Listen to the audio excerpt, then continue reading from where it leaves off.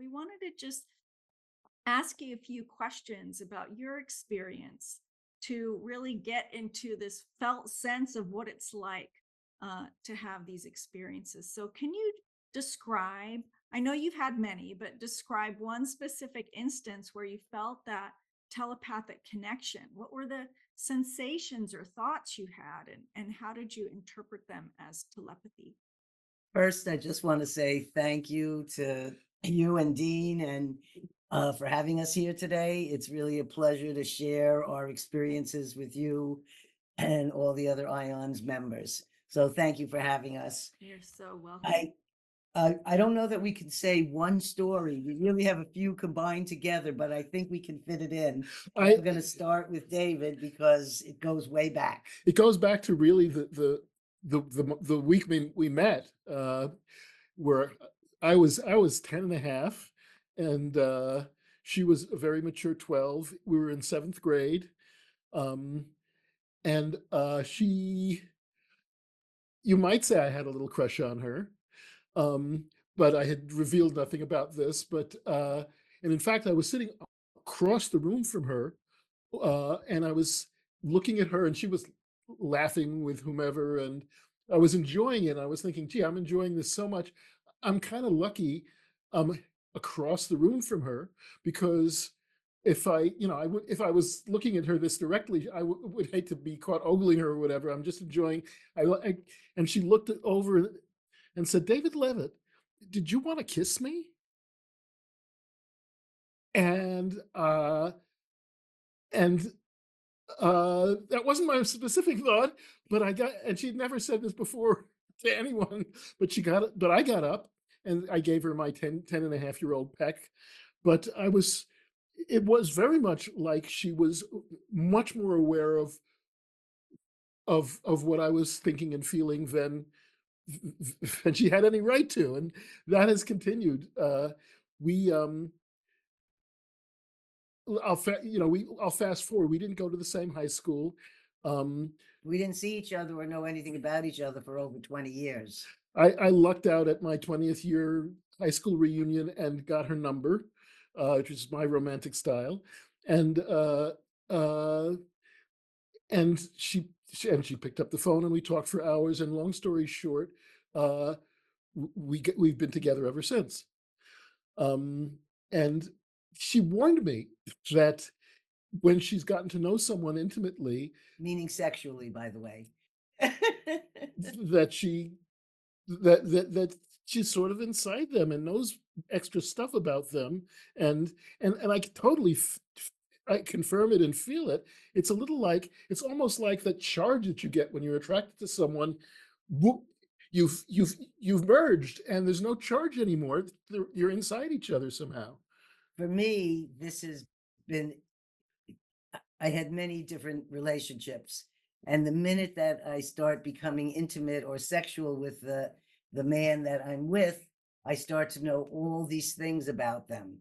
And I thought it was important to let him know ahead of time, since I'd had this comment from my other relationships that once that happens, it's like we cross over another line or barrier or something, and a whole other world opens up for me, and I see more and more about the individual. It doesn't have to be that way, but that is how it's been with David and I. Uh, and I want to say that for me, these things are not thoughts. It's something that fleets by in a moment. And it could be a photo image or a picture in my mind or a quick word that I hear. And that's how the information comes to me. It's not like I sit there and think, what is David doing? It's not like that at all. All of a sudden, a picture comes up to me and I see that I'm driving to drop our kids off at school. I was going to go grocery shopping, but as I'm driving, and we didn't have cell phones then, as I'm driving, I'm saying to myself, David needs me. I don't know. I have to rush back to the house. So I turn the car around. I don't go off to do the grocery shopping. I rush in the door and he's panicking because he's working for Interval Research and there's a big, big meeting and he's got a 2-hour drive and he cannot find the keys to his car. I come back feeling his stress, knowing he needs me for something. I walk in the door. He said, I can't find my keys. I can't find my keys. I don't even look. I just walk around onto the floor, bend down in front of the kitchen on this by the sink, pick up the keys from the floor and say, here you go. They're not even in a normal place. They're on the kitchen floor. Hidden, like I'm just saying. So, and I'm not looking. I just go. So that would be the easiest way to try to describe how it works. And and as we were going over some of these in our minds, we realized, well, a lot of the time it's something, it's some high emotion. Sometimes it's a minor emergency like that.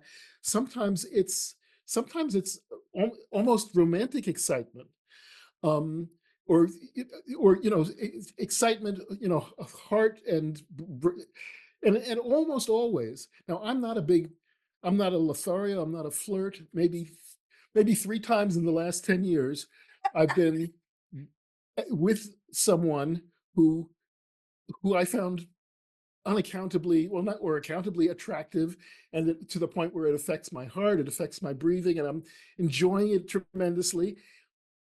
The phone always rings right then. She's not a jealous or suspicious or an insecure person. She says, "Are you with a blonde in a hot tub?" And I have to say, two. And I don't know how. I mean, I'm sort of used to it by now, but it's still always kind of shocking. And or when I was at And it's Jerry, repeatable. It's repeatable. It happened again a couple of years later.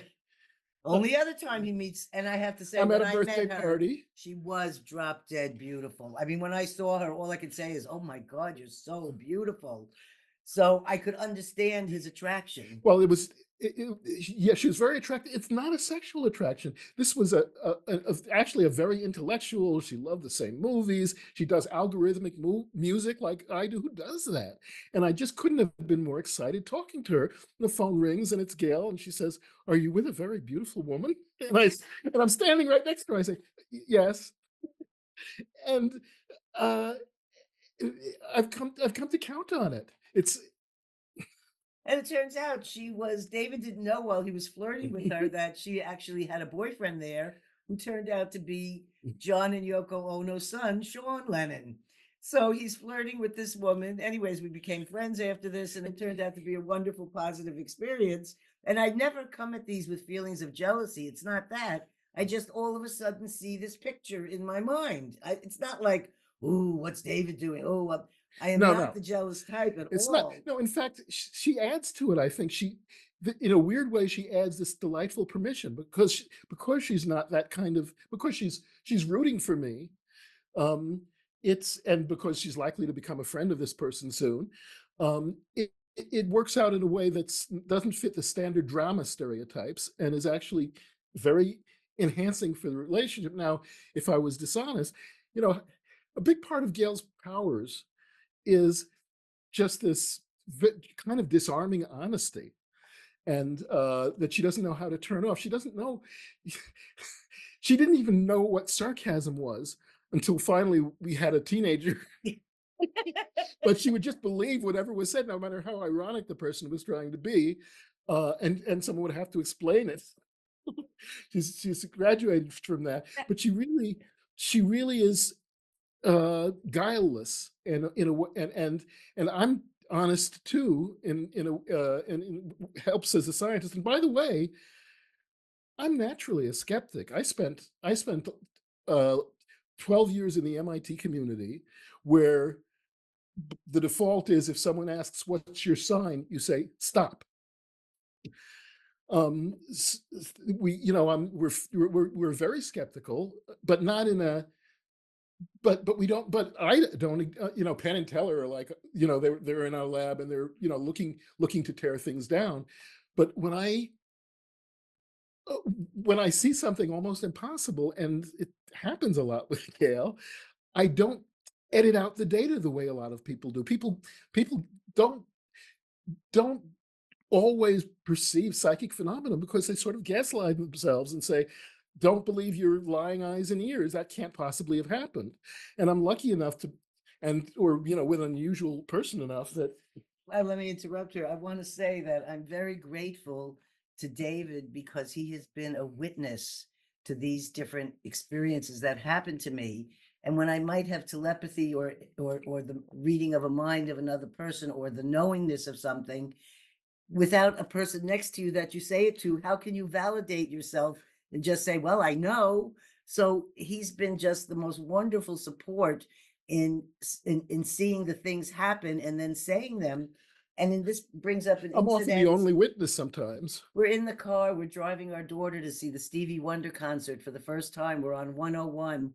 As we're driving, in fact, not far from where the Noetic exit is, when it used to be up in Petaluma, all of a sudden I see the car that's behind me and I realize they're going to be in an accident. And within 3 minutes of this car going and passing me and going in front of me, it gets hit by the front and the rear. And I'm right there in the middle of the accident T-bone. where the glass is flying, and I'm just driving as casually as possible around the entire accident and then right back onto 101 again. And David looks at me and said, how did you do that? How did you, And I said, I saw it before it happened. And it was that instantness. But if you don't react in that instantness and you think of it as like a thought, well, then you're in the accident.